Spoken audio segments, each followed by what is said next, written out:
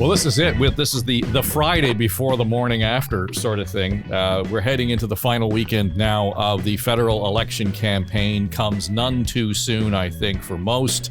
There's a certain exhaustion level that I have not seen before after what has been a fairly short writ period. I mean, you go back, there have been longer ones, and there has been more, I think, energy and momentum around it. There's been something that's rather exhausting about this entire process so far. So welcome into the Friday edition of the Writ Race. Dave Trafford here with John Wright as usual, and per usual on Fridays we include Keith Leslie because of course he's the co-host of On the Ledge, and today would be normally when we're talking about provincial politics, but let's just kind of dig in here and get to this final weekend of the campaign. John, I think anybody who's busier than the door-to-door canvassers is going to be the pollsters. So this is a sort of a key moment in terms of really slicing that final hair as we get into into voting day on Monday. Yeah, and unfortunately the public is going to get a bunch more polls, but the fortunate part of it is that they now are mixing methodologies. They're spending some money to make sure that it's all lined up and it's all packaged under the tree for electoral Christmas. I think if you look today, what you're going to find are 6 firms who have put out polls in the last 24 hours, and you find of the 6 polls, 3 of them have the Liberals leading, 1 have the Tories leading, and 2 are tied. Now, when it's tied, it means that the Liberals are actually ahead because the PC vote is higher in Alberta. It pushes up the national numbers. So I would say going into this weekend, the Liberals are ahead on 5 of those polls and winning on 1. So I don't know whether this speaks to a minority or a majority. I don't know, because everybody will say it's too close to call, but it clearly has shown that the Liberals are moving ahead with some momentum. I don't know what the Jason Kenney issue is going to do. I mean, honestly, if I were the Liberals, I'd have ads out on social media showing that interview with Jason Kenney and Aaron O'Toole, and then kind of back to the whole point of who do you want running the country during a pandemic, and slamming it home. But you can see where the leaders are this weekend. They're in southwestern Ontario, they're in the 905. In Quebec, I suspect they'll show up or at least Jagmeet Singh back in British Columbia, maybe Mr. Trudeau, who knows. But follow the buses, follow the planes this weekend. You'll see where they're trying to either shore up their vote or take advantage of it. Mm-hmm. So leading into this weekend, it's, the Liberals have the edge. So, Keith, I'll ask you whether or not you think that the Jason Kenney circumstance vis-a-vis the COVID handling, we've got this medical emergency of health now in Alberta, this major rollback in terms of how they have viewed it and admitting mistakes, and all of these things kind of splashing. This great big, rock in the pond has created all this waves. I think to some degree that is going to affect how people vote, but quite frankly, this might be a self-inflicted wound by the O'Toole campaign, and I'll tell you why. I'm listening yesterday as he is not answering the question. The question keeps coming up. Recently, you endorsed, Jason Kenney's handling of the pandemic versus the prime minister's and said he was doing a better job than Trudeau. Is that still what you think? And instead of having an answer to that question, he insisted on saying, I'm going to work with all the provinces. Shouldn't his answer have been at least, Jason Kenney right now is handling the COVID pandemic. It's a crisis that needs to be handled. Frontline, he's doing it. Justin Trudeau is off on the campaign where we, are completely ignoring the day-to-days of the COVID pandemic. I think that form of answer, while it might have been a bit of a stink bomb and a little bit of a pushback on it, would have probably solved a lot of the issues, because all I heard all day yesterday is, O'Toole can't seem to come to any kind of conclusion as to whether or not it's being handled well in Alberta, and the narrative got out of his hand right away. Well, you have to wonder, Dave, if as we've said so many times in this podcast, if they'd only pay us for this advice or just take it for free, they wouldn't be in these kind of sticky messes. And this is exactly what this one was. I mean, he looked terrible trying to dance around that non-answer yesterday. Instead of you just gave him the answer. Kenney is tackling this. Of course, he wouldn't even say the name, and then that becomes the story. This To me, though, it takes it right back to the beginning of the campaign when a lot of people said, no, people aren't going to be voting on the vaccination status and all that kind of stuff. They are going to be. And here's why in one part. Doug Ford, late to the party as usual, he had to kick Rick Nichols out of the caucus for refusing to get vaccinated. And yet O'Toole won't even say if his candidates are vaccinated till this point. And after all this time, you can bet an awful lot of voters are looking just at that, right at that particular point. Even Doug Ford took the step of enforcing it, a vaccine mandate. And as we all know, the vaccine mandate, when that talk started, John's talked about this before, that's where Maxime Bernier and the People's Party started rising. And of the polls, which we started talking about, of the polls that really caught my eye was Nick Kouvalis, who's probably the hardest right-wing conservative of the bunch of them, says that it's a liberal minority, perhaps a liberal majority, depending on how much of the conservative vote that Mad Max sucks off. And it says it's going to be, Kouvalis predicts that the PPC is going to take between 2/3 and 3/4 of its votes from conservatives. Yes, there's other people that are supporting the People's Party, but his estimate is that 2/3 to 3/4 of those people will be coming from Conservative Party of Canada votes, and that's going to hurt O'Toole as well. And all of it helps Trudeau get back in, perhaps even with the majority he was seeking, which would really be rewarding a man for the wrong reason. Okay, so I'm certainly not the pollster in this group, and certainly don't really have any kind of sense of what's happening specifically on the ground in any one of these key ridings that's battleground. But John, it occurs to me,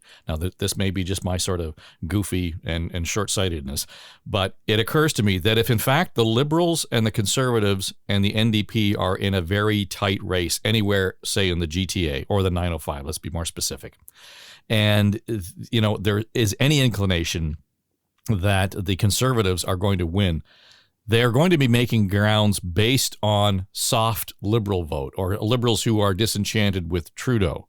And the likelihood of that outweighing any kind of effect that the People's Party of Canada might have in any one of those ridings, that to me is the factor, isn't it? I mean, if they can kind of stretch it into, let's forget about what the Bernier folks are saying. If you're annoyed and pissed off with what Trudeau has been saying and doing, there's probably more momentum and traction there. So does that not minimize the impact that Bernier may have? Well, Bernier and the PPC are a strange creature because they're just still evolving. They're not, they're not your father's PPC.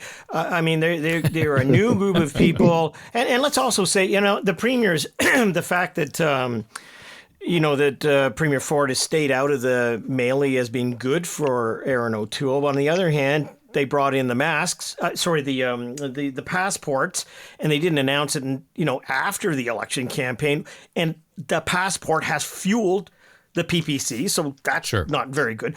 Secondly, I want to say your best friends are not the premiers, especially when you go and see Jason Kenney and you say you're doing a great job, and then he pulls the plug. And I know it's all about human lives and you got to save lives, but I mean he does this just before the actual election day. If he'd done it the day after, it would have made a political difference at least. I know he's got to save lives, but you've got the premiers, in fact, who are doing things that are fueling the opposition to Mr. O'Toole. So to come back to the PPC, I think there's probably some pockets. You can talk about Central Ontario, you can talk about Southwestern Ontario, you can talk about some areas where Randy Hillier lives that might, gather more steam. But I think at this stage, anything that takes away from the potential Conservative vote is a bad news story for Erin O'Toole.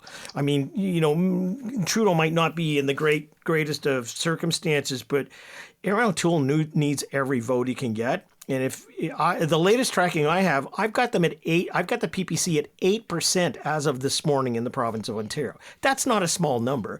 And if it's draining from certain places, it's draining away from from the Conservatives. And those PPC people, man, are they driven. So we'll see what the impact is going to be.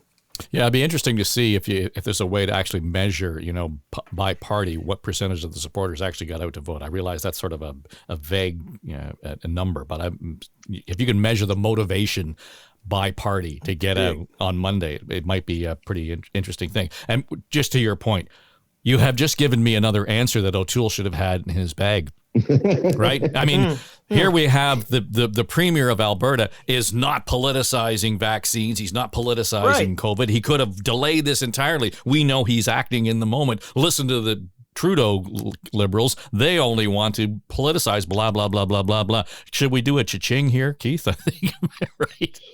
You know, I mean, seriously, there's so many answers that they had. I don't want to dwell on that entirely. But again, the idea that we have this sort of dense vote is important in Alberta. So, really, I don't think it's going to affect it there.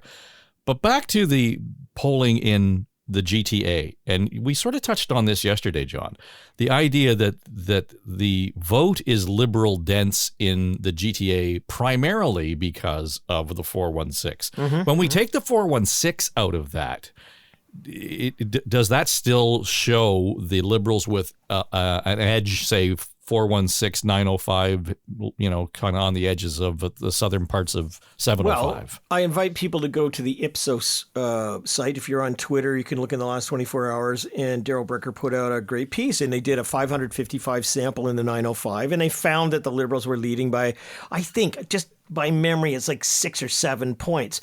When you have something like that, and I mean, you're not looking riding by riding to see what it's like, because you can't. But when you see that, it's kind of like they're split. I mean, it's a fight. It's a knife fight. Yep. You're down right in there.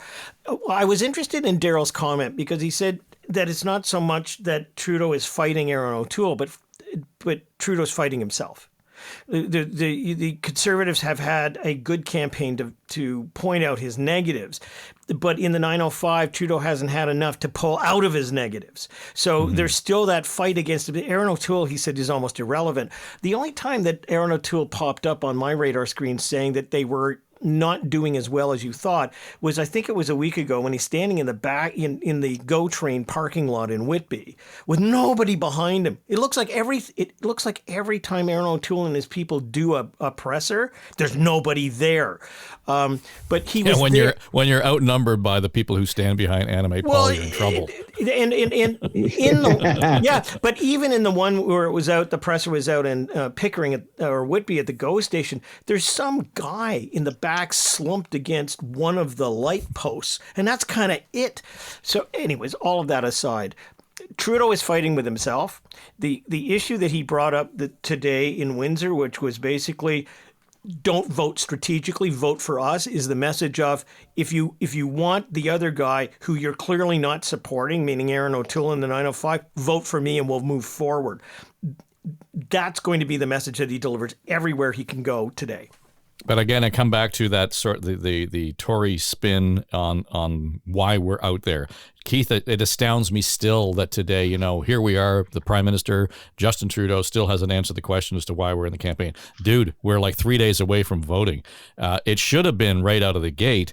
We don't have a good reason to be in this election, but here's why you should elect a Conservative government. That should have been the phrase, right? Absolutely. They should have been keying off on this all along. And of course, only in the past week or so have they gotten to the point that's actually what's sticking with voters. As you say, they're really upset about this summer pandemic election. Trudeau truly trying to get a majority when no one was really looking that closely. People don't want to be out voting during a pandemic, all that sort of stuff. They're angry about all of that and a lot of other things. And for O'Toole to just not cash in on it, try and flounder around with an environmental policy, a climate change policy that no one can understand or make any sense out of. People aren't worried about that policy from him. They're not looking to him for that, looking to him to be not Trudeau at this point. And we see the Prime Minister, as you say, fighting with himself. You probably talked about it earlier in the week, the interview that he did with Global Television in Vancouver. Yeah. And I forget the young woman's name who was doing the interview, but gosh, when Trudeau tried to say, all we talked about was the Indigenous. We didn't talk about any of the big election issues. And she shut him down so smartly. We tried to interview you all across this country and asked you if he was on every other topic going, and you wouldn't sit down. So today we're talking about this because we think this is important. He just looked like she just slapped him around silly. And he normally would be in control of a situation like that. He thought he was. He was not. And he did not look good. He looked so defensive as he has throughout this campaign.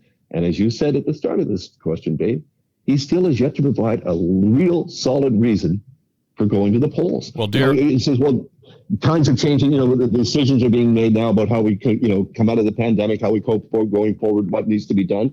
Well, your government was making those decisions. No one was complaining that you couldn't keep doing them. No one was stopping you from doing them in the legislature, in the columns, as far as we could see. You were getting stuff through. You were having to compromise on things, but work was getting done.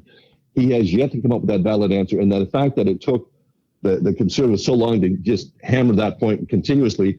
I noticed Jagmeet Singh's interviews now. He continually hammers on that point. He says, we're different with this. He doesn't have a lot of solid answers himself on the specifics of the NDP campaign, but he's very specific about we shouldn't be in this election right now. Both of those leaders are now hammering Trudeau over that, as they should have been throughout the entire campaign, because I think that's one of the issues that people are angry after 18 months of this pandemic, no matter what. And they're not necessarily angry at the government or angry. They're just angry. They're mad. They're fed up. They're frustrated.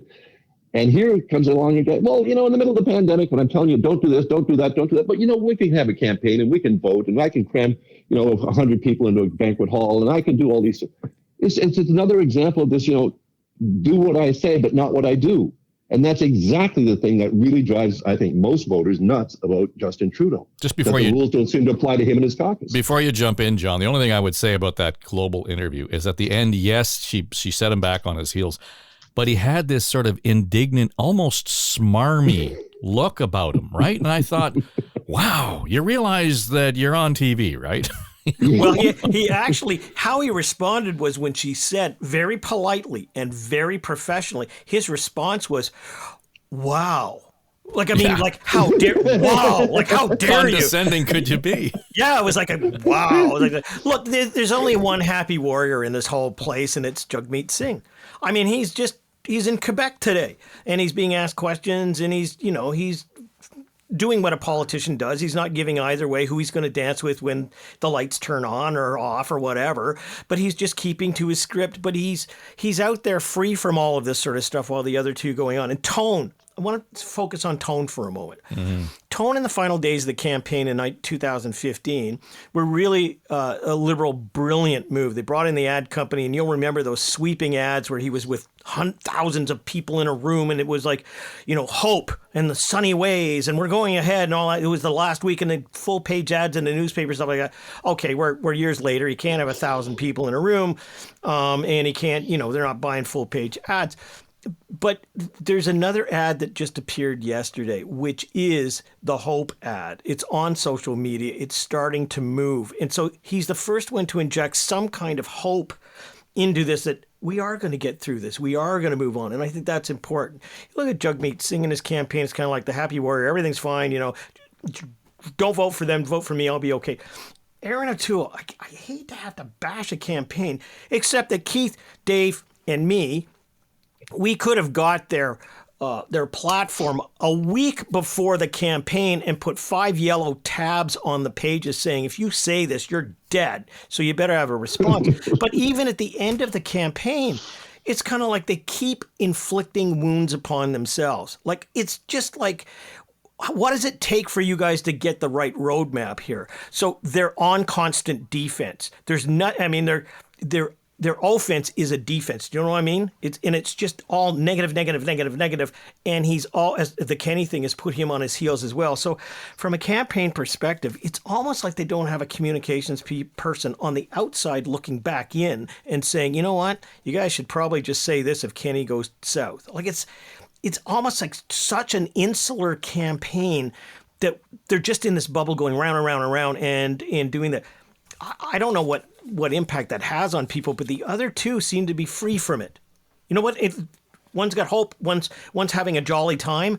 The Conservatives, because of what they've done and because of how they're managing this, seem to be going around in the rinse cycle over and over and over again on the negative. It's frustrating, I'm sure, for many people to see that happen. So let's just kind of touch on the negative side of this and take it away from the national campaign. This morning in the Toronto Star, it was revealed that the Liberals have asked a Toronto candidate to pause his campaign. It's Kevin Vuong, and we all know Kevin because we have interacted with Kevin on the radio here in Toronto on News Talk 1010. And, let's just put the personality aside for a second. But Keith, when I look at this story, we start with the allegation of sexual assault. He was charged with sexual assault in 2019. The Crown determined that there was no likelihood of prosecution or that it wasn't in the public interest. Whatever that metric is, they decided that they would withdraw the charges. So the charges weren't dropped, they were withdrawn. We move forward now, and yesterday it becomes apparent to the Toronto Star that this is going on. Now, they have reached out to the woman, the complainant in this case, and had her describe what the assault was. I've got a whole lot of problems with this on so many levels, because what has happened here is now he's in a place whether, and again, I'm sure I'm going to get criticized for suggesting that I'm somehow, supporting someone who's in sexual assault or whatever. That's not the case. I think if we look at the specifics of it here, there's a difference between being charged and somebody alleging. I mean, allegations lead to charges. 1, 2. The other part is charges have been withdrawn.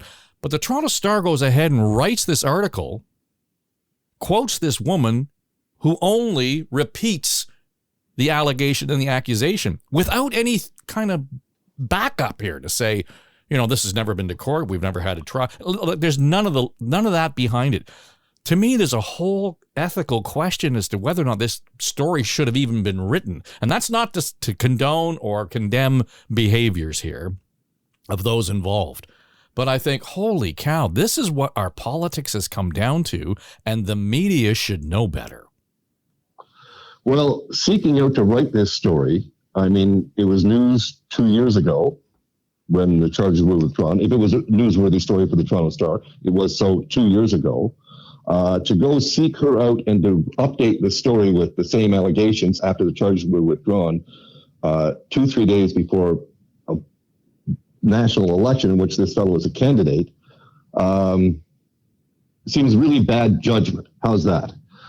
Bad media judgment. The timing of this story, if it was going to be relevant to this person's campaign, then it should have been raised at the beginning of the campaign. Now, the other side of this, and this is one that's going to be on Kevin, if he did not disclose this to the Liberal Party beforehand, and apparently they didn't know, then that's on him, because you don't sandbag the leader, and that's what's happened here. Trudeau's now going to have to, decide what to do with this fellow. I gather they haven't removed him as a candidate yet. It's under review. So what is he supposed to do? Don't sandbag the leader. This should have been disclosed by him up front. But again, I would agree with you, Dave. I question the timing of the story and the need to do the story at this point. You haven't moved the story forward at all, as far as I can tell. All you've done is repeat the allegations 3 days before people go to the polls. Well, the only thing they've really updated is, to your point, that the Liberal Party didn't know that this was going on. Everybody else in the story did. And John, my concern is here, there have been all kinds of wedge issues here. We've politicized abortion. We've politicized gun control. In this case, we're politicizing sexual assault. Well, look, the Crown dropped the charge. I mean, we're into a semantic issue here of withdrawn. Withdrawn means you didn't go through with it because they didn't have enough evidence, meaning that whatever allegation was made in the Crown's eyes. And nowadays, when a sexual assault charge is being considered, they go full on. I mean, there's only 2 other crimes where they do that, and that's called drinking and driving and holding onto your cell phone outside of the big ones like murder. I mean, they will take you all the way. They didn't just withdraw it, they dropped it. So to your point, Keith, I agree entirely. If he sandbagged the leader and the party, he's getting off a little light, frankly, with this Friday before the election, because the Prime Minister was asked this question in Windsor this morning, and he said exactly what we just said. Look, if it was real, we're not in favor of this, blah, blah, blah, blah. But he's paused his campaign because they're not going to give up a seat. Honestly, the political implications of this, of having him resign at the last minute, just or take him out, forget it. He ain't. But that's what makes it all dirty for me. All of a sudden, we're hanging the possibility of whether or not we're hinging minority majority on an allegation of sexual assault. That's what this comes down to. Yeah, I understand it, but it's also from a party who, when the allegations of sexual assault have taken place in the Canadian military, rather than doing something about it, they've had yet another commission. I think it's the 3rd one that they're going through. So this is a party which is hypocritical in itself, but is doing what you'd expect them to do. And that's kind of like, we're just pausing it. We'll move on. It's all been for political gain. Look, we all know, Kevin, Kevin's a great individual who we've come to know. And I think that no matter how many people across this country have been charged with something and had it dropped or had an absolute discharge, which is the other way of doing it, I mean, the fact of the matter is that the law has determined that there wasn't enough there. And you can't go through life with this Damocles thing hanging over your head. I just feel badly that the Toronto Star decided on a Friday before the election or the Thursday that they were going to write this big expose. And it's just, I guess it has to be disclosed. But man, oh man, again, we've got people in the military who are being charged with stuff that happened allegedly 30 years ago nowadays. And it just boggles my mind. Well, to be fair, I think it's also the woman in this case, the complainant in this case. I'll direct everybody to go and read the article because it spells it out fairly well. But they've dredged this up for her. Correct. She was not aware, for example, that the Crown had withdrawn the charges, and that becomes part of this story today, Keith. I just think that. Who the hell? What was the point of the story? Knowing full well that he wasn't going to be taken off the ballot. I mean, I don't get it. I mean, we have quite literally come to the point in this story where we have determined that an allegation of sexual assault, oh my goodness, it's going to make the difference between the possibility of the Liberals having a majority or a minority. I mean, that becomes the calculus around this. Well, there's so much at play here, isn't there? I mean, John alluded to it as well about just in this time and age, allegations like this apparently don't go away, even after it's been dropped by the Crown. And maybe, maybe women's voices were shut down too quickly by the Crown in earlier times. But this wasn't earlier times. This was at the height of the Me Too thing when the Crown decided to drop these charges or withdraw them. So therefore, you have to think they had some very strong considerations. They were looking at it from all angles as well. As you said, this is the type of thing they go full on at now. And if they withdrew them at the very height of the Weinstein Me Too stuff, it must have been for very valid reasons. This can't hang over your head forever, but we do need some sort of accountability. People do need to be held to account for past actions. Do they need to go back 30 years as we're seeing in some of these military cases?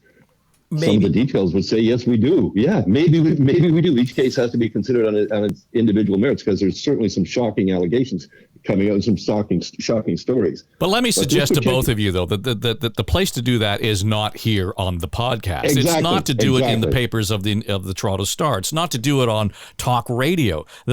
Right? I mean, this is not to be litigated here, but that's what's happening. Why the Star decided now to do this is the big question. Look, I think it's. But I'm just thinking. I have two daughters. When the Western allegations at Western University, surfaced the other day, I was the first person in our family to send to my daughter at Queen's, make sure you hold your drink in your hand, you don't get another one from somebody else. And she didn't respond to me, but I got a call from my wife only about a half an hour later, says she wants me to remind you that she doesn't drink. I mean, you're deeply concerned with females being assaulted, which I am. So I don't want anyone in the podcast who's listening to this to think we think lightly of these allegations at all. It's just that the Crown decided to drop it. And exactly to your point, Keith, it's during a time where, my goodness, you're a hair's breadth away from being charged and going all the way to trial. It's just unfortunate that they decided to do it now. And I guess if you're running for office, you're fair game. But the fact was it was completely dropped. There you go. All right, I don't want to make light of this in any way, and I think to the point, those who may be listening, and I suspect we will get feedback on this. I agree with you, John. This is not about, somehow passing judgment on anyone's behavior in this story, except the media. That's what we're talking about here. I think seriously. I mean, but if that's the case, if there was a reason here, if there was some public interest, and what I find interesting is, if the Crown had thought that this was in the public interest, they would have pursued it. Surely the Toronto Star should have thought of the public interest before publishing the story. Yeah, but isn't this now, this is Anne-Marie Owens, who's the editor of the Toronto Star, and Irene Gentle, who's above her. This is an editorial decision where they said, yep, we're going to run with this story. So you know what? We've just talked for a whole bunch about Kevin Vuong. Over to you at the Toronto Star. You tell us why you did it, and tell us whether. And I'd love to see their ombudsman see whether or not there's time for a response to it. But it's on them. It's not on him. Or again, it's when we kind of come back to the system. I mean, there's a whole bunch of loose ends in the story. Whether it's good journalism, bad journalism, I'll leave it to you. But I think, man, we have come down to now turning sexual assault into a wedge issue. And all right. Wow, that was spirited. Decompress. So we should be back. You know what? I just want to end this by saying that it's been great working with you and Keith and everybody else in this podcast. And I think as we've gone on, I can remember the early days, which are only 6 weeks ago, where we used to come on and just regurgitate what had happened in the campaign that day and then get off. And it's been great with all of the people who have listened to us. But I recall one circumstance. I was actually a parliamentary intern and involved in a campaign in 1981. And I had to work on the campaign because I wanted to learn and things like that. And on the final day of the campaign, there was nothing for the candidate to do. Nothing. And he showed up at the campaign office and was going from place to place and phone to phone. Hey, what's going on? All that sort of stuff. And I thought the best response from the campaign manager was, I want you to take him over to the grocery store and give him a push cart, and you stay there for the next 7 hours meeting people and stay the hell out of our way. I hope on Monday when we come back, we can just relax and be in the grocery store and just talk normally about, what we think as not necessarily pundits, but just what the hell it all means to just us personally. Well, it'll be interesting to see how the whole thing plays out and whether or not all of the breathlessness that has gone into the last 5 weeks amounts to anything. And only thing I will say you talk about the early days of the podcast, just a bit of history. We started this when the Ontario election began in 2008, and that was May. Wow. Since we started this campaign, and we have been going on a daily basis, we have had more listeners in the last month, almost a month to the day, than we have in about the last 5 months combined. Thanks for those of you who've kind of jumped on board here. And, and we're not going away. I mean, No, we're not going away. We're already considering something else that might be different but the same. So yeah. It's great. We'll evolve it. So anyway, that'll do it. Thanks, Keith. I hope you enjoy your weekend. In Atlantic Canada. You're an hour ahead of us, so you get all the good news first. Actually, I'm in Toronto for the weekend. I'm doing my CH election night show. Yeah, there you I'll go. be on CH election night. Yeah. All right. Well, we'll have to get you hooked up on the in the 416 and talk to you next week in the aftermath. Thanks for joining us. He's Keith Leslie, along with John Wright. I'm Dave Trafford. This is The Writ Race. It's an Eye Contact podcast.